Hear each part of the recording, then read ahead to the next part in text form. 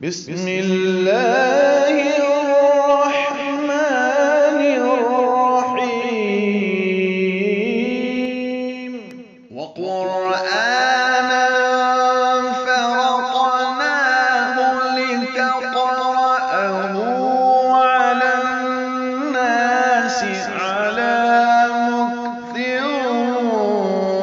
ونزلناه تنزيلا. السلام على سيد الأنبياء والمرسلين وعلى آله وأصحابه أجمعين. أما بعد، أعوذ بالله من الشيطان الرجيم. بسم الله الرحمن الرحيم. الذين آتيناهم الكتاب يتلونه حق تلاوته أولئك يؤمنون به. صدق اللہ مولانا العظیم.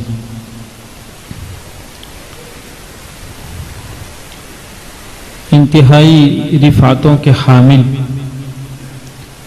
ارباب علم و معرفت، اصحاب فضل و کمال، کاٹھیاوار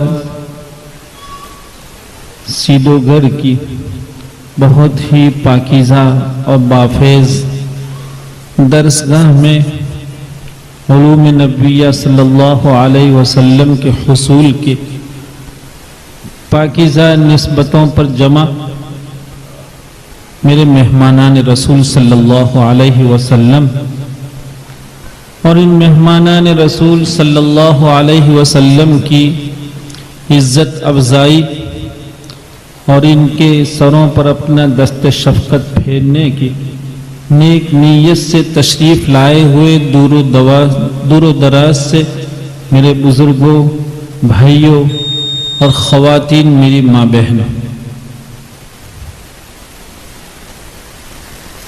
ہم اپنے ان محسنین کو کن عبارتوں میں یاد کریں جن محسنین نے بڑے ہی پاکیزہ اور نیک جذبے سے اپنے گاڑے پسینے کی کمائی کو اللہ کی راہ میں خرچ کرتے ہوئے ان درسگاہوں کو وجود دیا ہے. کیا لوگ تھے وہ، کیسی قسمت لے کر آئے تھے. اللہ رب العزت نے ان کی مال و دولت کو کیسا قبول فرمایا کہ جب پوری دنیا اس وقت مادیت میں غرق ہے، پیسہ کماتے کماتے، کھاتے کھاتے، لوٹتے لوٹتے جب کوئی تھک نہیں رہا ہے، ایسے وقت میں کچھ اللہ کے دل جلے بندے ہیں جنہوں نے بڑی محنت سے کمائی ہوئی پونجی میری اور آپ کی تعمیر کے لیے لگائی ہوئی ہے. اللہ تعالی ہمارے ان محسنین کو بہت جزائے خیر عطا فرمائے. یہی وہ درسگاہیں ہیں جہاں ایک غریب کا بچہ، ابھی جیسے مولانا فرما رہے تھے کہ کس علاقے سے آئے ہوئے بچے کچھ تعداد میں آئے تھے، ان کی قسمت تھی ایک آدھ بچ گیا. بھائیو، یہ سنت نبی صلی اللہ علیہ وسلم ہے کہ جو غریب گھرانوں کے بچوں کی قسمت کو بدل دیا کرتی ہے. بلال حبشی کہاں سے گئے تھے، کس برادری کے تھے، لیکن صحبت نبی صلی اللہ علیہ وسلم نے کن رفتوں سے ان کو نوازا تھا. یہ وراثت نبی صلی اللہ علیہ وسلم. بہت مبارک ہیں وہ لوگ جو ان بچوں کے پیچھے اپنا جی جلاتے ہیں، اپنا شب و روز ایک کر دیتے ہیں، داخل خارج کی تمیز کو ختم کر دیتے ہیں اور ان کی تعمیر میں ہر طرح کوشاں رہتے ہیں. اس موقع پر جب یہاں جامعہ سیدوگر کی اس پاکیزہ درسگاہ میں 14واں سالانہ مسابقتی اجلاس اپنی تمام تر کامیابیوں کے ساتھ ختم ہونے جا رہا ہے، ہم اپنے دل کی تمام تر گہرائیوں سے مبارکباد پیش کرتے ہیں ان کے ارباب انتظام کو، ان کے اساتذہ کرام کو، آپ عزیزوں کو، اور میں اپنے ان تمام بزرگوں کو، حضرات علماء کرام کو، جو ان کی تائید کے طور پر، ان کی تصدیق کے طور پر، ان کی توثیق کے طور پر اپنا قیمتی وقت فارغ فرما کر یہاں جمع ہوئے ہیں، سبھی حضرات ماشاءاللہ بہت ہی قابل مبارکباد ہیں۔ اللہ تعالی ہمارے اس مل بیٹھنے کو ہمارے میزان عمل میں فرمائے اور اس کو ہمارے لیے ذریعہ نجات اور ذخیرہ آخرت ثابت فرمائے۔ بہت اچھا مسابقہ تھا جس کو الحمدللہ ہم سن رہے تھے۔ مجھے بیٹھے بیٹھے اپنے متعلق ایک چیز یاد آ رہی تھی کہ ہمارے ان جوانوں کو کہاں معلوم ہے کہ ان درسگاہوں میں بیٹھے لوگ آپ کو کس دولت سے نواز رہے ہیں۔ بچوں، آپ کو نہیں معلوم یہ کتنی بڑی دولت۔ آپ جانتے ہیں جب آپ کسی مسلح پر کھڑے ہوں گے اور آپ اتنے عمدہ اور جاذب انداز میں اللہ کے کلام کو تلاوت کریں گے، آپ مسلح پر ہوں گے، آپ لوگوں کی آنکھوں کو نہیں دیکھ پائیں گے کہ کتنی آنکھیں آپ کی تلاوت کی وجہ سے نم ہو جائے گی، کتنے لوگ اللہ کی یاد میں ڈوب جائیں گے، آپ کو نہیں معلوم۔ مجھے یاد پڑتا ہے میں 1986 میں جب علی گڑھ گیا تو وہاں ایک سیمینار میں ایک مقالے کو لے کر ہم وہاں پہنچے تھے۔ ملیشیا کا ایک جوان اس سیمینار میں قرات کرنے والا تھا، بہت شریف لباس میں، سفید لباس میں ملبوس، بہت شریف چہرے وہاں موجود تھے، لیکن ایک جوان مجمع میں داخل ہوا، کوٹ پینٹ پہنا ہوا، کیمرہ لٹکایا ہوا۔ 1986 میں جو پاکیزہ اور دینی درسگاہوں میں کیمروں کا تصور نہیں ہوا کرتا تھا، ایسے وقت میں ایک جوان داخل ہوتا ہے اور وہ کیمرہ لٹکائے ہوئے مستانہ چال سے چلتا ہے۔ مجھے تھوڑی دیر کے لیے محسوس ہوا کہ یہ جوان مجلس کے آداب سے واقف نہیں ہے۔ یہاں شرفاء ہیں ماشاءاللہ، اور شرفاء کی مجلس میں شرکت کے کچھ آداب ہوا کرتے ہیں، لیکن وہ جوان اسی انداز میں داخل ہوا۔ ابھی وہ اسٹیج کے قریب ہو ہی رہا تھا کہ وہاں کے انتظامیہ نے بڑے اکرام و اعزاز سے اس جوان کا استقبال کیا، اس کو اسٹیج پر جگہ۔ مجلس کا آغاز اس جوان کی قرات سے ہوا۔ اس جوان نے سورہ بلد کو روایت ورش رحمت اللہ علیہ میں کچھ اس انداز میں تلاوت کیا تھا۔ بچوں، میں آپ کو یقین دلاتا ہوں کہ میں جہاں اس کی قرات اور اس کے حسین لہجوں سے بہت محظوظ ہو رہا تھا، وہاں میں لوگوں کی آنکھوں کا مطالعہ کر رہا تھا۔ میں نے دیکھا شاید ہی کوئی آنکھ ہے جو اپنے آپ کو سنبھال پائی ہے۔ بچوں، یہ نعمتیں آپ کو دی جا رہی ہیں۔ مجھے یہاں بیٹھے بیٹھے یہ یاد آ رہا تھا، شیخ محمد صدیق المنشاوی، دنیا جانتی ہے کہ شیخ عبد الباسط، شیخ محمد صدیق المنشاوی مصر کو اگر پوری دنیا میں قرات میں شہرت دلانے والے جو لوگ ہیں ان میں سر فہرست یہ لوگ ہیں۔ مصر کی عزت یہ لوگ سمجھے گئے ہیں۔ ایسے شیخ محمد صدیق المنشاوی، ان کا تو نام تھا محمد، لیکن ان کے والد کا قصہ ہم آپ کو سنا رہے ہیں، جن کا نام تھا صدیق المنشاوی۔ صدیق المنشاوی ایک مرتبہ ایک مجمع میں قرات کر رہے تھے، اور قرات کرتے کرتے ان کے سر پر ایک جو شال ڈالی ہوئی تھی، چادر اوڑی ہوئی تھی، وہ اس طرح سے گر گئی۔ تو ان کے صاحبزادے محمد صدیق ابھی چھوٹے تھے، تو انہوں نے چاہا کہ والد کے سر سے جو چادر اتر گئی ہے ہم جا کے، اس لیے کہ موسم ٹھنڈا تھا، ہزاروں لوگ ان کی قرات، ہزاروں سینکڑوں نہیں کہہ رہا ہوں، کتاب میں لکھا ہے ہزاروں لوگ ان کی قرات سن رہے تھے، اور ان کے والد کے سر سے جب چادر اتری ہے، بیٹے نے کوشش کی کہ ان کے والد سے جو ہے وہ چادر جو ہٹی ہوئی ہے اس کو پھر ان کے سر پر ڈال دے۔ بیٹا اٹھا اور قریب ہوا، جیسے ہی قریب ہوا تو والد ان کو ایک چپٹ رسید کر دیا، ان کی پٹائی کی، ان کو ہٹا دیا۔ خیر تلاوت ختم ہوئی، لوگوں نے معلوم کیا کیا بات تھی، تو کہا کہ بھائی اس وقت وہ سورہ توبہ کا وہ رکوع تلاوت کر رہے تھے، یا ایھا الذین آمنوا ما لکم اذا قیل لکم انفروا فی سبیل اللہ اذ ہما فی الغار اذ یقول لصاحبہ لا تحزن ان اللہ معنا۔ ان آیات کو تلاوت کر رہے تھے۔ صدیق المنشاوی کہہ رہے ہیں کہ جب میرا بیٹا میری چادر ٹھیک کرنے آیا، اس وقت میں صدیق اکبر اور سرکار دو عالم صلی اللہ علیہ وسلم کی زیارت کر رہا تھا، وہاں موجود تھے۔ اس لیے بچوں، بہت بڑی نعمت ہے جو آپ کے حصے میں آ رہی، قدر کیجیے. کچھ نہیں کر سکتے ہیں، اپنے اساتذہ کے آداب بجا لائیے. یہ وہ ہیں جو الحمدللہ ثم الحمدللہ غریب گھرانوں کے بچوں کو بھی وہ بادشاہت کا درجہ دلایا کرتے ہیں.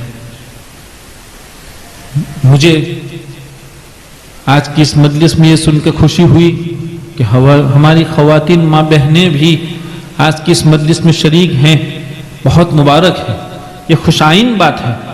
اگر امت کا یہ طبقہ قرآن کریم کے حقوق اور ان کے آداب کو اور تلاوت کے جو آداب ہیں اس کو اگر یہ طبقہ سمجھ لیتا ہے تو امت کے لیے حقوق قرآنی کی ادا بہت آسان ہو جاتی ہے، بہت آسان ہو جاتی ہے. بچہ اپنی ماں کے گود میں پرورش پاتا ہے.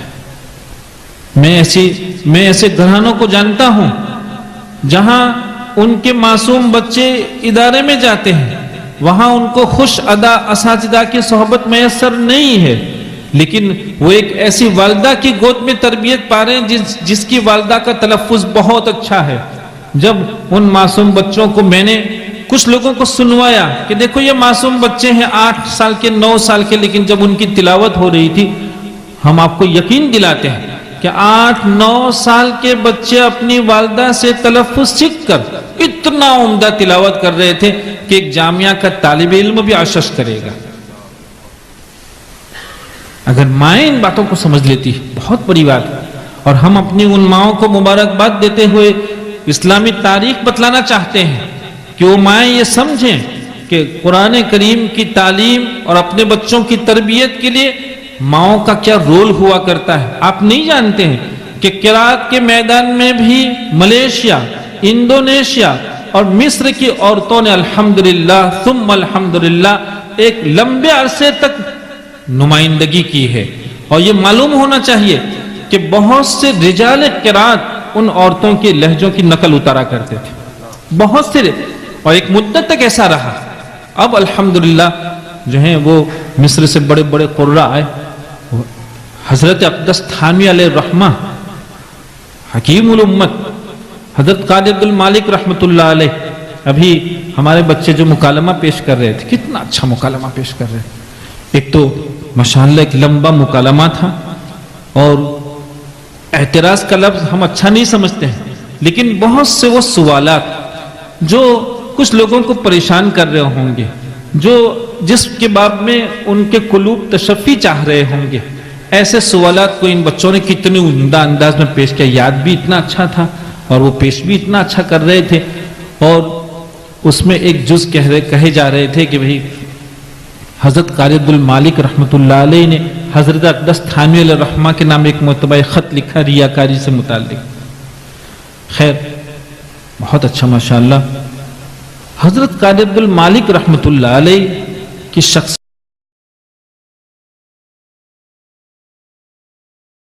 میں لہجوں میں بادشاہت کا مقام رکھتی تھی. لہجوں کے وہ شہنشاہ تھے. مکۃ المکرمہ 6 سال مسلسل مکۃ المکرمہ میں رہ کر عربی لہجوں کو سیکھ کر ہندوستان تشریف لائے تھے. حضرت حکیم الامت رحمۃ اللہ علیہ نے جب پہلی بار ان کو دارالعلوم دیوبند کے گلہ اسکیم کے جلسے میں اس جوان کو سنا، 2 بھائیوں نے تلاوت کی تھی، قاری عبد الخالق اور قاری عبد المالک رحمۃ اللہ علیہ نے. تو چونکہ حکیم الامت رحمۃ اللہ علیہ بھی مدرسہ سولتیہ سے قرات سیکھ کر تشریف لائے تھے، تو یہ تھا کہ یہ استاذ بھائی تھے. ان جوانوں کو جب بہت اچھے انداز میں اور ممتاز لہجوں میں قرات کرتے سنا تو جیسے ہی وہ قرات کر کے نیچے اترے ہیں، حضرت ان کو گلے لگا لیا، بوسہ دیا، انعام سے نوازا، اور قاری عبد المالک رحمۃ اللہ علیہ سے فرمایا کہ آپ ہمارے یہاں تھانہ بھون چلیے، تھانہ بھون میں طلبہ ہیں، وہ آپ سے استفادہ کریں گے، آپ کی تدریسی خدمات وہاں شروع ہوگی. چنانچہ حضرت قاری عبد المالک رحمۃ اللہ علیہ نے حکیم الامت رحمۃ اللہ علیہ کی اس دعوت کو منظور فرمایا، تشریف لے جاتے ہیں. اصل جو بات سنانی ہے ہماری خواتین کو، وہ اب ہم کہنے جا رہے ہیں کہ اس 1 سال حضرت قاری عبد المالک رحمۃ اللہ علیہ وہاں رہے ہیں. اس دوران کبھی کبھی حکیم الامت رحمۃ اللہ علیہ قاری عبد المالک رحمۃ اللہ علیہ سے یہ درخواست کرتے تھے کہ قاری صاحب وہ مصر کی خاتون فاطمہ کے انداز میں ذرا قرآن کریم سنائیے. مصر کی خاتون تھی فاطمہ، بہت عمدہ لہجے اس کے، تو حضرت فرماتے تھے کہ اس کے انداز میں ذرا تلاوت. تو حضرت قاری عبد المالک رحمۃ اللہ علیہ نے فرمایا کہ حضرت جب طبیعت آمادہ ہوگی تو ہم خود آپ کے یہاں حاضر ہو کر پیشکش کریں گے. چنانچہ جب ایک مرتبہ طبیعت حاضر ہوئی اور فاطمہ کے انداز میں تلاوت کا شوق ہوا تو حضرت سے درخواست کی کہ حضرت آج ہم تلاوت کرتے ہیں. تو فاطمہ کے انداز میں حضرت قاری عبد المالک رحمۃ اللہ علیہ نے بہت خوب تلاوت فرمائی. حضرت نے انعام سے نوازا. یہ کون تھی فاطمہ؟ یہ مصر کی ایک بہترین آواز کی حامل خاتون تھی جو ایام حج میں بیت اللہ تشریف لے جاتی تھی اور حج سے فراغت پر حرم مکی کے کنارے پر دروازے پر بیٹھ کر بہترین تلاوت کرتی تھی. حضرت قاری عبد المالک رحمۃ اللہ علیہ چونکہ طالب علم تھے مدرسہ سہولتیہ میں، تو فاطمہ عورت کی قرات کو سنتے، اس کے لہجوں کو اپنے دل و دماغ پر نقش کرنے کی کوشش کرتے، محفوظ کرتے اور اپنے کمروں میں جا کر ان کی نقل اتارنے کی کوشش کرتے تھے.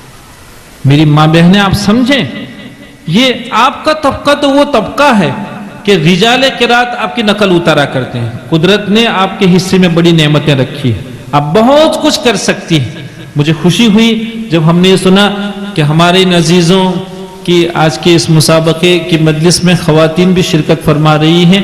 خوشائن بات ہے. اللہ تعالی ہم سب کی شرکت کو قبول فرمائے.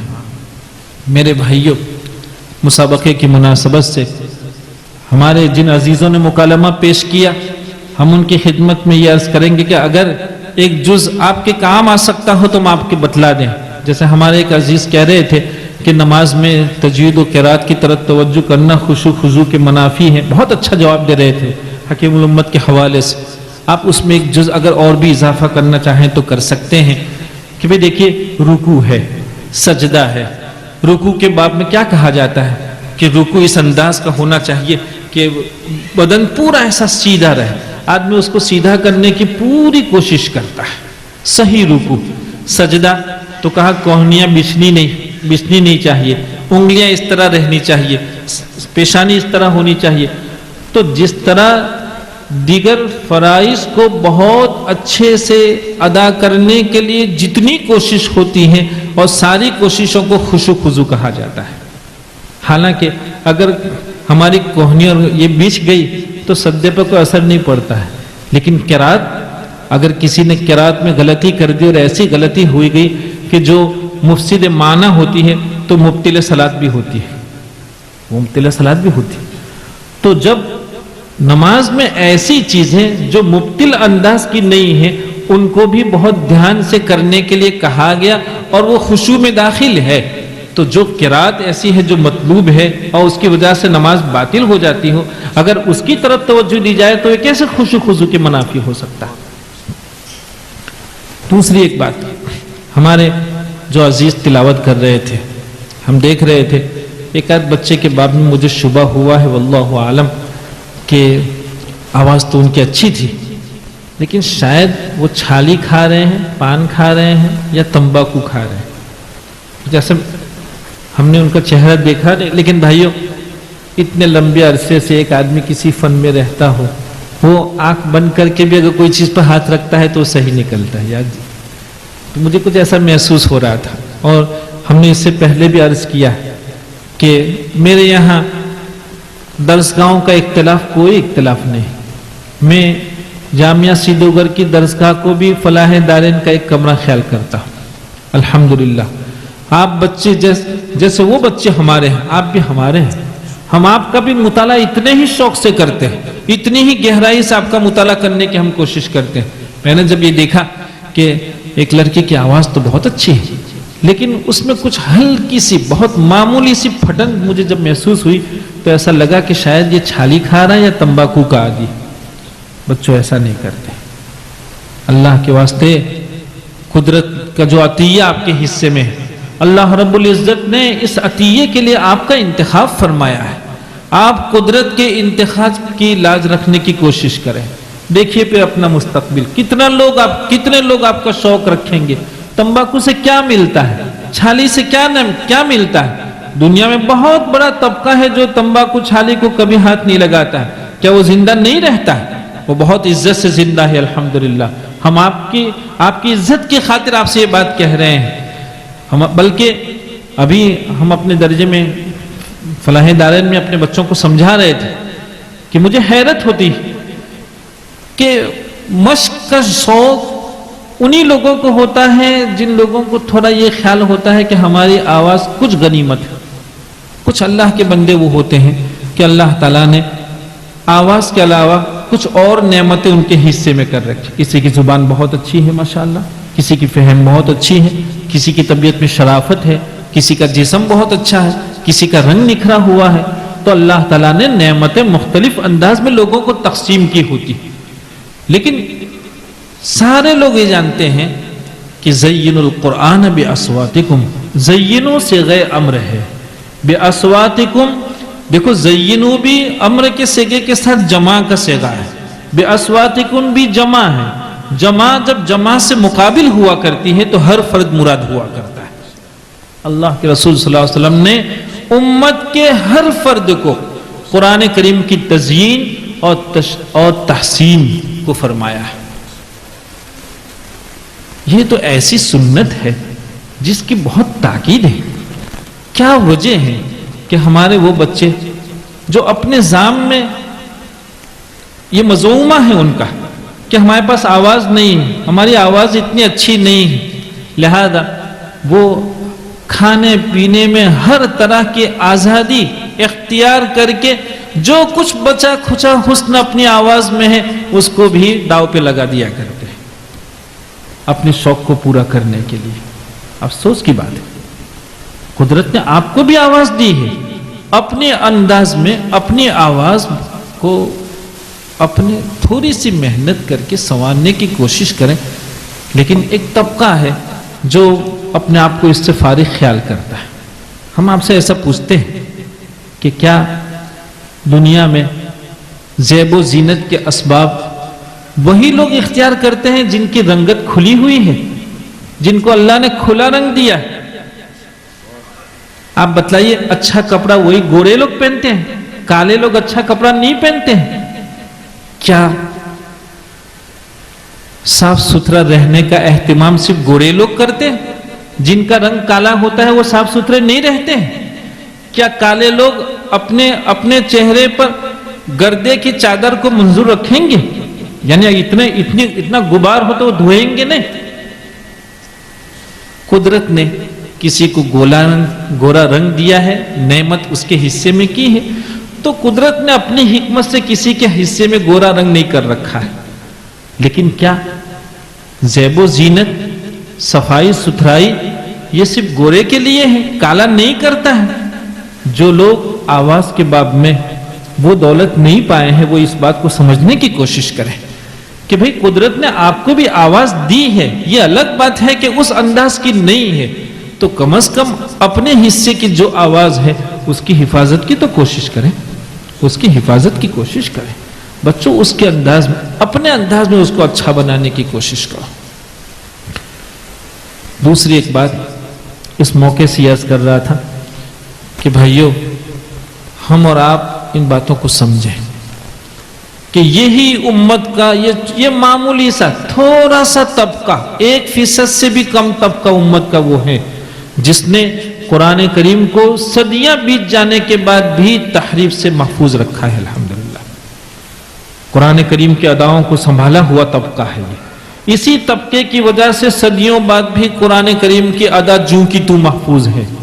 ہمیں اور آپ کو اپنی ذمہ داریوں کا احساس کرنے کی ضرورت ہے, محسوس کرنے کی ضرورت ہے کہ ہم صرف لہجوں میں اپنے آپ کو کھوئیں گے نہیں. ہمارا اولین فریضہ یہ ہے کہ ہم اپنی اداؤں کو خوب اچھا بنانے کی کوشش کریں, اپنے اساتذہ کرام کی ادا پر پورا کان رکھیں اور دونوں کا موازنہ کریں کہ ان کی اور ہماری ادا میں ابھی کتنا بعد ہے, کتنا فرق ہے. اس بعد کو پاٹنے کی کوشش کریں اور ان کی ادا کے مطابق اپنے آپ کی ادا کو بنانے کی کوشش کریں. بھائیو، لہجوں کا شوق تو ہوتا ہے اور ہونا چاہیے، آواز کا شوق ہوتا ہے، ہونا چاہیے، لیکن اس سے پہلے ایک چیز ہوتی ہے ادا. اس کے شوق کو بھی پیدا کرنے کی ضرورت ہے. یہ طبقہ ناپ تول کا طبقہ کہلاتا ہے، یہ طبقہ ناپ تول کا طبقہ کہلاتا ہے. اس طبقے کو ادا کے باب میں بہت ناپ تول کی طرف توجہ کرنے کی ضرورت ہے. اللہ تعالیٰ مجھے اور آپ کو اس کی توفیق سے نوازے. بہت مبارک ہو پھر ایک مرتبہ ان سارے بچوں کو جنہوں نے اس مسابقے میں شرکت کی ہے، چاہے وہ کامیابی میں ان کے نام کا اعلان ہو یا نہ ہو، نمبر وہ پا سکے نہ پا سکے. آپ اتنی بڑی محفل میں مدرسہ جامعہ سدوگر کی طرف سے نمائندگی کر رہے تھے. یہی آپ کا امتیاز ہے، یہی آپ کی کامیابی ہے. ماشاءاللہ سب کو اللہ تعالیٰ خوب مبارک فرمائے اور ہمیں اللہ تعالیٰ زندگی بھر آنکھ بند ہونے تک ایسی نیک نسبتوں کے ساتھ وابستگی نصیب فرمائے. اللہ تعالیٰ ہماری کسی کوتاہی کی وجہ سے ایسے نیک رشتوں سے کبھی ہمیں محروم نہ فرمائے. بہت مبارکباد کے قابل ہیں وہ لوگ. ہم ان کے جذبات کو سلام کرتے ہیں جو قرآن کریم کی نسبت پر ان مہمانان رسول صلی اللہ علیہ وسلم کی بہت دل کھول کر انعامات کے عنوان سے خدمت کرتے ہیں. اللہ تعالیٰ ان کی کمائی کو قبول فرمائے اور ان کے لیے بہت بہتر وسیع حلال رزق ان کے حصے میں مقدر فرمائے. وآخر دعوانا ان الحمد للہ رب العالمین.